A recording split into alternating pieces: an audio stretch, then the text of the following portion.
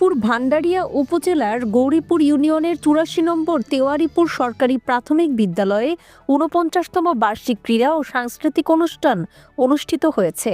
বৃহস্পতিবার বিদ্যালয় প্রাঙ্গণে আয়োজিত এই অনুষ্ঠানে প্রধান অতিথি হিসেবে উপস্থিত ছিলেন সমাজসেবক, শিক্ষানুরাগী ও বিশিষ্ট ব্যবসায়ী জনাব মোহাম্মদ ফজলুল করিম মিঠু মিয়া। বিশেষ অতিথি হিসেবে উপস্থিত ছিলেন ভান্ডারিয়া পৌর বিএনপির যুগ্ম আহ্বায়ক জনাব মোহাম্মদ নুরুল হুদা মিন্টু এবং মোহাম্মদ মিরাজ। অনুষ্ঠানে সভাপতিত্ব করেন বিদ্যালয়ের সাবেক প্রধান শিক্ষক জনাব আলী আহমদ। এ সময় অতিথিরা শিক্ষার্থীদের সাংস্কৃতিক কার্যক্রম ও ক্রীড়া প্রতিযোগিতা উপভোগ করেন। অংশগ্রহণকারী শিক্ষার্থীদের উৎসাহিত করতে নগদ অর্থ পুরস্কার প্রদান করা হয়। গণ্যমান্য ব্যক্তিবর্গ ও স্থানীয়দের উপস্থিতিতে অনুষ্ঠানটি প্রাণবন্ত হয়ে ওঠে এবং আনন্দমুখর পরিবেশে সম্পন্ন হয়। স্বপ্ন বাংলা নিউজ টিভি।